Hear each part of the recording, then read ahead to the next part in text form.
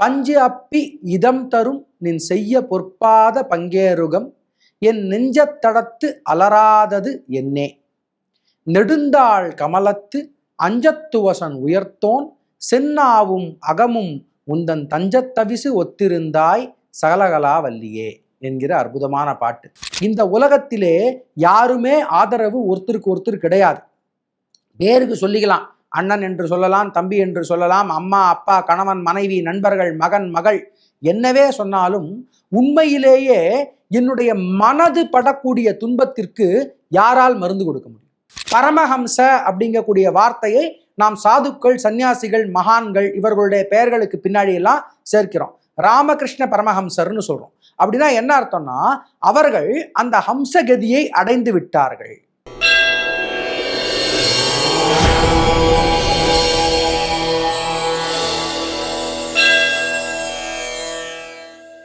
ஆச்சாரிய சரணத்வந்த ஸ்மிருதேர் வாச்சகரூபிணம் அகம் கிருத்வா குருதே வியாக்கியாம் நாகமத்ர பிரபுரியதா.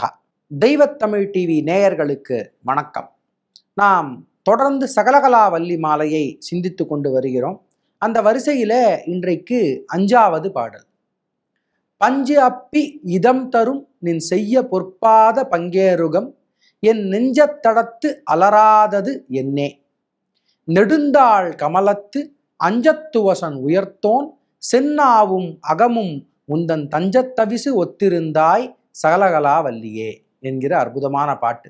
இந்த பாட்டினுடைய பொருள் என்னன்னா, பஞ்சு அப்பி இதம் தரும் நின் செய்ய பொற்பாத பங்கேருகம், என்னுடைய நெஞ்சிலே பஞ்சு வைத்து அப்பியது போன்ற இதத்தை தரக்கூடிய உன்னுடைய அழகிய செய்ய பொற்பாதம் பொன்பாதமாகிய பங்கேருகம் தாமரை, அது என்னுடைய நெஞ்ச தடத்து என்னுடைய நெஞ்சமாகிய தடாகத்திலே குளத்திலே மலராதது என்னே, இன்னும் மலரவில்லையே என்று கேட்கிறார். நமக்கு ஒரு கஷ்டம் வந்தால் துக்கம் வந்தால் எதனால் வருகிறது அப்படின்னா, அதற்கு நம்முடைய கலாச்சாரத்திலே நம்முடைய சாஸ்திரங்களிலே உன்னுடைய கர்மாவினாலே உனக்கு துன்பம் வருகிறது, அதை நீ அனுபவித்து தீர்க்க வேண்டும் என்று சொல்லப்பட்டிருக்கிறது. அப்படி துன்பம் வரும் பொழுது நான் தெய்வத்திடம் சரணாகதி செய்கிறேன். சரணாகதி செய்வதன் மூலமாக அந்த துன்பம் உடனடியாக எனக்கு நீங்கி விடுமா? அவ்வாறு நீங்கும். கண்டிப்பா நாம் தெய்வத்திடத்துல கேட்டால் நமக்கு துன்பம் நீங்கும். ஆனால் துன்பத்தை நீக்கிறதை விட முக்கியமான ஒரு விஷயத்தை நமக்கு இறைபக்தி செய்து கொடுக்கும். அது என்னன்னா, அந்த துன்பத்தை தாங்கிக் கொள்ளக்கூடிய ஆறுதல் அதை நமக்கு தெய்வம் கொடுக்கும். யாருமே இல்லாத ஒரு இடத்துல நாம் மாட்டிக்கொண்டு கஷ்டப்பட்டோம்னா அது நம்முடைய சொந்த ஊர்ல படுற கஷ்டத்தை விட பல மடங்காக தெரியும். ஒரு பாஷை தெரிந்த இடத்துல போய் நம்மளுடைய பர்ஸ் பிப்பாக்கெட் ஆயிருதுன்னு வச்சுக்கோங்க. அப்ப நம்ம படக்கூடிய கஷ்டத்தை விட ஒரு பாஷை தெரியாத ஊர்ல போய், யாருமே நமக்கு தெரியாத அந்த ஊர்ல அங்க போய் நம்ம மாட்டிக்கிட்டோம், அங்க நம்முடைய பர்ஸ் பிப்பாக்கெட் ஆயிருச்சுன்னா அப்ப நம்ம படுற கஷ்டம் இருக்கு இல்லையா, அது பல மடங்கு அதிகம். அது போல இந்த உலகத்திலே யாருமே ஆதரவு ஒருத்தருக்கு ஒருத்தர் கிடையாது. பேருக்கு சொல்லிக்கலாம், அண்ணன் என்று சொல்லலாம், தம்பி என்று சொல்லலாம், அம்மா அப்பா கணவன் மனைவி நண்பர்கள் மகன் மகள் என்னவே சொன்னாலும் உண்மையிலேயே என்னுடைய மனது படக்கூடிய துன்பத்திற்கு யாரால் மருந்து கொடுக்க முடியும்?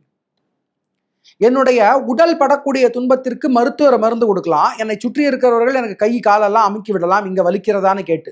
ஆனால் என்னுடைய மனது படக்கூடிய துன்பத்திற்கு யாரால் மருந்து கொடுக்க முடியும்?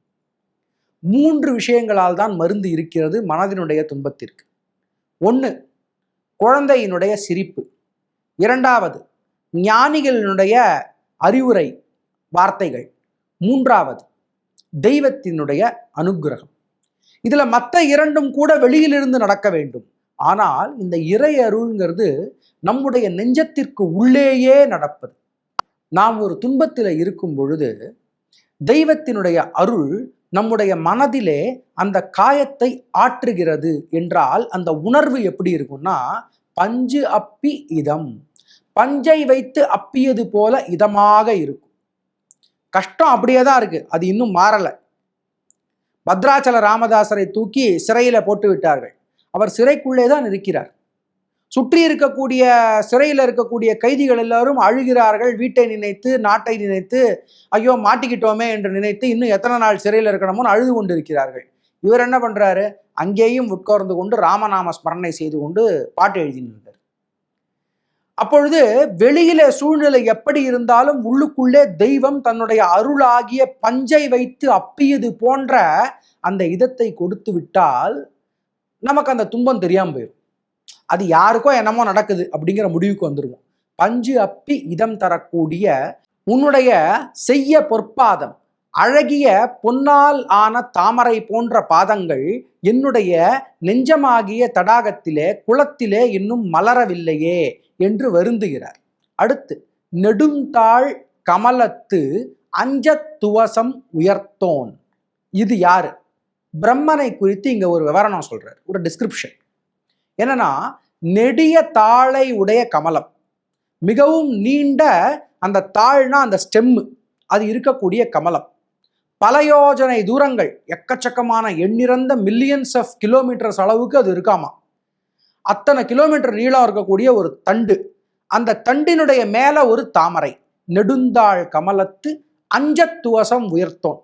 அந்த தாமரையில உட்கார்ந்து கொண்டு ஒருவர் அன்னப்பறவை கொடி, அஞ்சத்துவசம், அதை உயர்த்துகிறார். துவசம்னா கொடி, அஞ்சத்துவசம்னா அன்னப்பறவை கொடி, அதை ஒருவர் உயர்த்துகிறார். அந்த கொடியை உயர்த்தக்கூடியவர் அவருடைய நெடுந்தாள் கமலத்து அஞ்சத்துவசம் உயர்த்தோன், அவருடைய செவ்விய நாவையும் உள்ளத்தையும் தங்கும் இடமாக கொண்டவளேங்கிறார். இது என்ன புரிஞ்சுக்கணும்னா, ரொம்ப சிம்பிளா சொல்லணும்னா, இந்த பிரபஞ்சம் உருவாகக்கூடிய அந்த கணத்திலே படுத்து கொண்டிருக்கிறார் பெருமாள். அவருடைய நாபிக் கமலத்திலிருந்து ஒரு தாமரை உதிக்கிறது. அந்த தாமரை பல கோடி யோஜனை தூரம், எத்தனையோ மில்லியன் கணக்கில் இருக்கக்கூடிய கிலோமீட்டர் தூரத்திற்கு அந்த தாமரை உயர்ந்து கொண்டே போகிறது. அப்படி போய் அந்த தாமரை மலரும் பொழுது அந்த இடத்திலே பிரம்மதேவன் உருவாகிறார். அப்படி உருவான பிரம்மதேவன் என்ன பண்றார்னா, அஞ்சத்துவசம் உயர்த்துகிறார். அதாவது அன்னப்பறவை கொடியை உயர்த்துகிறார். அன்னப்பறவை கொடி என்பது விவேகத்தினுடைய குறியீடு. அன்னப்பறவையை நம்முடைய இலக்கியங்களில் என்ன சொல்றோம்னா, பாலையும் தண்ணீரையும் ஒன்றாக கலந்து வைத்தால் இரண்டையும் பிரித்து பாலை மட்டும் குடிக்கக்கூடிய அளவிற்கு அன்னப்பறவைக்கு ஆற்றல் உண்டு என்று ஒரு கற்பனை, ஒரு மிகைப்படுத்தப்பட்ட கற்பனை. இது எங்கிருந்து வந்திருக்க முடியும் அப்படின்னா, இந்த நீர்ப்பறவைகள் எல்லாம், வாத்து, பெலிக்கன், அதுக்கப்புறம் அந்த பில்லின்னு சொல்லுவோம், அந்த மாதிரியான பறவைகள் எல்லாவற்றுக்கும் இந்த மூக்குக்கு கீழே ஒரு பை இருக்கும் இந்த இடத்துல. அது எதுக்குன்னா, அந்த தண்ணீரை அப்படியே எடுக்கும் பொழுது அந்த தண்ணீரில் இருக்கக்கூடிய மாசுகளை எல்லாம் ஃபில்டர் பண்றதுக்கு அந்த இடத்துல ஃபில்டர்ஸ் வச்சிருக்கோம் உள்ளுக்குள்ள. அதன் மூலமாக அந்த மாசுகளை எல்லாம் நீக்கிவிட்டு தண்ணீரை மட்டும் குடிக்கும். சில சமயத்தில் அந்த உணவை மட்டும் பிடித்து கொண்டு தண்ணீரை வெளியே தள்ளி விட்டுரும். ரெண்டுமே பண்ணக்கூடிய கேப்பபிலிட்டி, அந்த ஆற்றல் இந்த பறவைகள், நீர் பறவைகளுக்கு உண்டு. இதை பார்த்த கவிஞர்கள் இன்னும் இதை ஒரு படி மேலே கொண்டு போய், எதை பிரிக்கவே முடியாதோ, தண்ணீரையும் பாலையும் கலந்து விட்டால் அப்புறம் பிரிக்கவே முடியாது. அப்படி பிரிக்க முடியாத விஷயத்தை கூட தெய்வீகமான அன்னப்பறவையால் பிரிக்க முடியும். அதுபோல உண்மை எது, உண்மை அற்றது எது என்பதை ஒரு விவேகியினால், ஒரு ஞானியினால் பிரித்து பார்த்து உணர முடியும். அத்தகைய ஞானத்தை உடையவர் பிரம்மதேவன். அந்த ஞானத்தை நான் எய்திவிட்டேன் என்பதை காட்டுவதற்காக அஞ்சத்துவசம், அன்னப்பறவை கொடி, அஞ்சன ஹம்ச அப்படிங்கக்கூடிய வடமொழி சொல், சம்ஸ்கிருத வார்த்தையினுடைய தமிழ் வடிவம், அதனுடைய மருவு வடிவம். பரமஹம்ச அப்படிங்கக்கூடிய வார்த்தையை நாம் சாதுக்கள், சன்னியாசிகள், மகான்கள் இவர்களுடைய பெயர்களுக்கு பின்னாடி எல்லாம் சேர்க்கிறோம். ராமகிருஷ்ண பரமஹம்சர்னு சொல்றோம். அப்படின்னா என்ன அர்த்தம்னா, அவர்கள் அந்த ஹம்சகதியை அடைந்து விட்டார்கள். அந்த உண்மை எது, உண்மை அற்றது எது என்பதை பிரித்து பார்க்கக்கூடிய தன்மையை, அந்த ஞானத்தை எய்தியவர்களாக அவர்கள் இருக்கிறார்கள். அப்பேற்பட்ட முதல் ஞானி யாருன்னு கேட்டால் பிரமதேவன். அப்படி அஞ்சத்துவசத்தை உயர்த்தியவனாகிய பிரம்மன், அவனுடைய செவ்விய நாவிலும் அகத்திலும் நீ அமர்ந்திருக்கிறாய். சென்னாவும் அகமும் முந்தன் தஞ்ச தவிசு ஒத்திருந்தாய். தஞ்சம்னு ஒரு வார்த்தை, தவிசுன்னு ஒரு வார்த்தை. தஞ்சம்னா அந்த இடத்திலே நீ வாழ்ந்து கொண்டிருக்கிறாய். தவிசு என்றால் அந்த இடத்திலே நீ ஆனந்தமாக இருக்கிறாய். அதாவது நம்ம இதை கொஞ்சம் கவனிக்கணும். ஒரு தாமரை இங்கேருந்து போகுது, நெடுந்தாள் கமலத்து அஞ்சத்துவசம் உயர்த்தோன். அதற்கு மேலே ஒரு அன்னப்பறவை கொடியை உயர்த்தி கொண்டிருக்கக்கூடிய ஒருவர், அந்த அன்னப்பறவை கொடியை உயர்த்தி கொண்டிருக்கக்கூடிய ஒருவருடைய அகத்திலும் நாவிலும் நீ அமர்ந்திருக்கிறாய். இப்படி எல்லாம் குமரகுருபரர் சொல்லினே போறாரு இல்லையா. பாரதியை நமக்கெல்லாம் ஏன் ரொம்ப ரொம்ப பிடிக்கும்னா காரணம் இதுதான். அயன் வாணிதனை நாவில் அமர்த்தி கொண்டான், முடிச்சிருவான் ஒரே வரியில, முடிஞ்சு போச்சு. இதைத்தான் இவ்வளவு நேரமா நமக்கு சொல்றார் குமரகுருபரர். ஒரு தாமரை இருக்கிறது, அந்த தாமரை பூவினுடைய மேலே ஒருவன் அஞ்சத்துவசத்தை உயர்த்தி கொண்டு இருக்கிறான். அந்த அஞ்சத்துவசத்தை உயர்த்தி கொண்டிருப்பவனுடைய செந்நாவிலும் அகத்திலும் உட்கார்ந்திருக்கக்கூடிய ஆனந்தமாக ரமித்து இருக்கக்கூடியவளாகிய சகலகலாவல்லியே என்று சொல்கிறார். மிகவும் அற்புதமான 5வது பாடலை பார்த்தோம். அடுத்த 6வது பாடலை தொடர்ந்து நாம் சிந்திப்போம். நன்றி.